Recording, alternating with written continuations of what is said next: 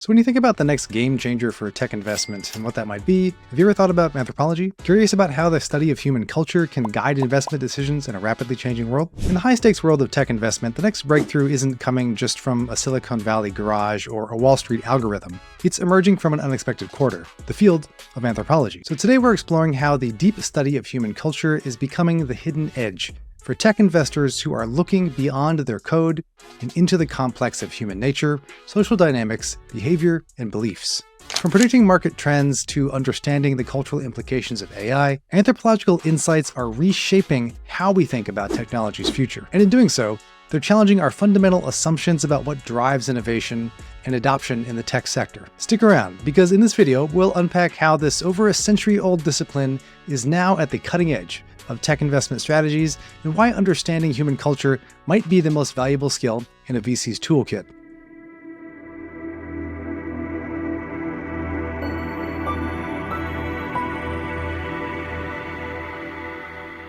Welcome to This Anthro Life, brought to you in collaboration with our friends over at Culture Capitalist. I'm your host, Adam Gamwell. On today's episode, we're diving into a fascinating intersection between anthropology and technology investments. Now, as we navigate an increasingly complex technological landscape, from AI ethics to the metaverse, understanding human behavior and cultural trends has never been more crucial for tech investors. We're going to discuss how anthropological perspectives, which are often overlooked by investors, are now being harnessed to understand cultural change and guide smarter investment decisions in the tech sector.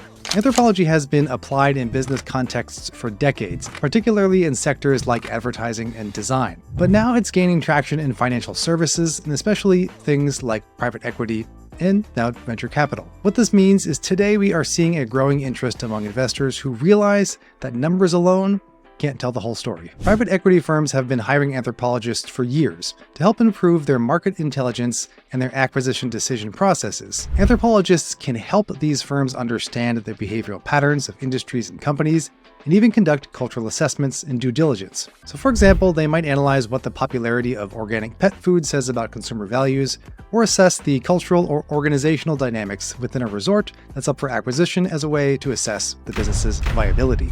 Despite anthropology's move deeper into finance, venture capital has yet to fully embrace the potential of the discipline. Now, while venture capitalists are keen on capitalizing on cultural shifts, they often lack the deeper understanding of human dynamics within subcultures that anthropologists can provide. Now, this is particularly relevant in tech, where rapid cultural changes are driven by innovations like AI, alongside shifting consumer needs, behaviors, and wants. Anthropologists like Genevieve Bell at 3A Institute at the Australia National University already have years of research and insights exploring how AI might shape the future of human interaction. And insights that she's explored, such as the rise of ubiquitous computing, can play a outsized role in guiding investments across areas of technology. Now let's look at a prime example of cultural understanding in the tech world. Apple's market success isn't just about innovative products. It's about the symbolic value that they create. The company's use of color-coded messages in their messaging platform, blue bubbles for iPhones and green for others, is a subtle yet powerful example of how symbolic anthropology reveals the mechanisms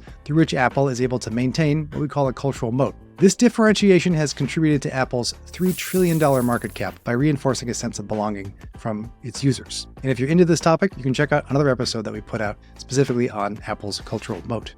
I know we hear a lot about AI out there, but there's another kind of AI that we should be thinking about, and that's what Gillian Tett calls anthropological intelligence. According to Gillian Tett, who's a cultural anthropologist who famously predicted the 2007-2008 financial crisis, wrote about this in her work Anthrovision, emphasizing the idea that anthropology can help support business in multiple ways, especially around the context of ESG or environmental, social, and governance concerns. Anthropological intelligence zooms in on the human element that goes beyond just things like decision-making and behavior to provide a more nuanced and contextual understanding that traditional analytical methods just miss. So as venture capital begins to intersect more with fields like tech ethics and cultural change, the demand for anthropologists and anthropological insights is likely to grow. Early tech investors who understand the implications of cultural change will be better equipped to drive successful investments and to navigate the socio-technical shifts of tomorrow. So as we wrap up, remember that culture is not just a buzzword. It's a complex, ever-evolving system that impacts everything from consumer behavior to corporate success. By integrating anthropological insights into these strategies, tech investors can not only anticipate cultural changes, but also help shape them through their investments. So if you're in the business of tech investments, interested in the idea of tech or investments or business in general, it might be time to learn to think like an anthropologist. Thanks again for joining me on This Anthro Life. As always, I love to hear from you, so if you like this kind of content and want to see more of it, give me a shout out in the comments below or on email or over on social media. We're always paying attention and checking out and trying to help build content based on what the world is looking to know. Thanks for tuning in. I'm Adam Gamwell, and this is This Anthro Life. We'll see you next time.